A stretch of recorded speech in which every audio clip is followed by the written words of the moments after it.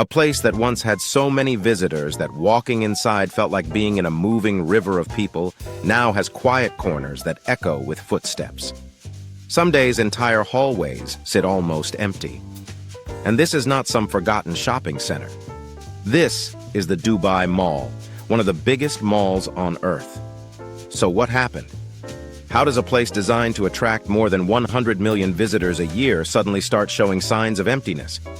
The answer is more complicated than most people think. And by the end of this video, the story behind the rise and the quiet struggles of the Dubai Mall will make you see luxury shopping centers very differently. Dubai Mall was never meant to be just a mall. From the beginning, it was designed to be a global attraction. When it opened in 2008, it became the largest shopping mall in the world by total area. Inside were more than 1,200 stores, an indoor aquarium the size of a small ocean, a massive ice rink, luxury boutiques where a single handbag could cost more than a car. And just outside stood the tallest building on Earth, the Burj Khalifa. The idea was simple but powerful. If tourists come to see the tallest tower in the world, they will also walk into the biggest mall in the world. And for years, that strategy worked perfectly. Visitors from the United States, the United Kingdom, Europe, Asia, and Africa all placed Dubai Mall on their travel list. Many travelers landing in Dubai would go straight from the airport to the mall. But something interesting started happening over time. The mall was getting bigger. More stores were opening. But the energy inside was slowly changing. To understand why, we need to rewind to the moment Dubai decided to build something the world had never seen before. Dubai in the early 2000s was not the glittering city people see today. It was already growing fast, but its leaders knew something important. Oil would not last forever. So they made a bold decision: transform the city into a global tourism and luxury destination.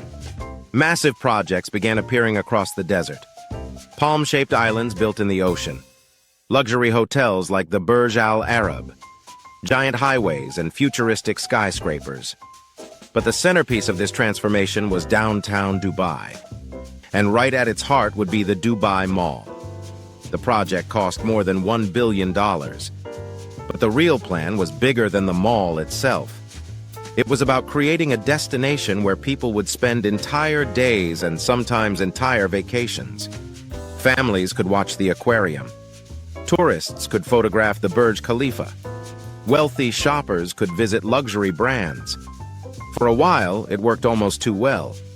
Dubai Mall quickly became one of the most visited places on Earth. In some years, it attracted more visitors than New York City.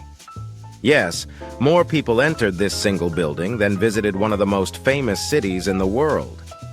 That success created a powerful illusion. It looked like the mall would keep growing forever. But behind the scenes, several quiet problems were already beginning to appear. First was the rise of online shopping. While luxury brands still relied heavily on physical stores, everyday retail started moving online. People no longer needed to visit giant malls to buy basic items. And this shift was not small.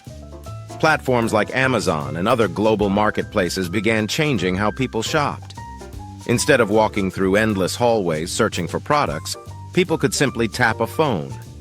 Now, here is where things get interesting. Dubai Mall was built around the idea that physical experiences would always dominate shopping. Aquariums, cinemas, ice skating, restaurants, and giant retail stores were supposed to keep people coming back. But another shift was happening at the same time. Tourists were starting to spend their time differently. Many visitors now come to Dubai mainly to see experiences outside the mall. Desert adventures, beach clubs, skydiving over the Palm, luxury yacht tours. The city itself had become the attraction. And that meant tourists were spreading their time across many locations instead of spending entire days inside a single building. But the biggest disruption had not happened yet. Then came 2020. When global travel suddenly stopped, Dubai Mall faced something it had never experienced before: silence. For months, international tourism almost disappeared. Flights were canceled. Hotels emptied. Shopping slowed down dramatically. And remember, Dubai Mall relies heavily on tourists. Local residents alone cannot fill a space that massive. During that period, many stores closed temporarily. Some brands quietly left.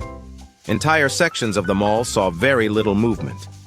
For the first time, people started posting unusual videos online.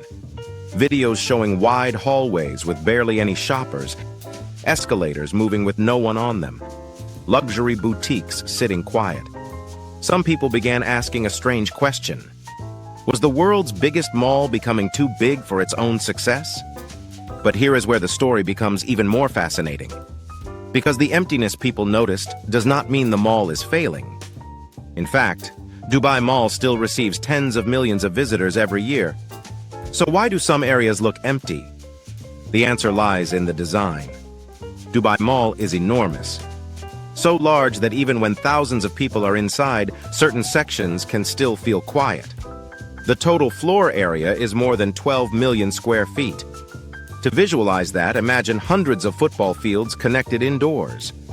When crowds concentrate around popular zones like the fountain area, the aquarium, or luxury fashion streets, other sections naturally become less crowded. That creates the illusion of emptiness. But the bigger challenge is something deeper. Retail itself is changing. Many brands no longer see physical stores mainly as places to sell products. Instead, they treat them as showrooms, places where customers experience the brand before buying online. This means some stores appear calm even though business is happening digitally. Dubai Mall has been adapting to this shift. New attractions continue to appear. High-end restaurants, immersive entertainment spaces, art installations, and luxury experiences. The mall is slowly evolving from a shopping center into something closer to an entertainment city. And this transformation may be the key to its future. Because the real competition today is not another mall. The competition is time. People have limited hours during a vacation or weekend. They can explore a beach club, climb a skyscraper, ride a desert buggy, or walk through a luxury mall. Every attraction in Dubai is competing for the same attention. And the city keeps building more. Still, Dubai Mall holds one advantage that very few places in the world have. Location, right next to the Burj Khalifa, next to the famous Dubai Fountain, surrounded by luxury hotels and millions of yearly tourists. This creates a constant flow of visitors. Even if some hallways feel quiet at times, the overall ecosystem keeps bringing people back. And that is why the story of Dubai Mall is not really about failure. It is about scale. When something becomes this large, perception changes. A regular mall feels crowded with a few thousand people.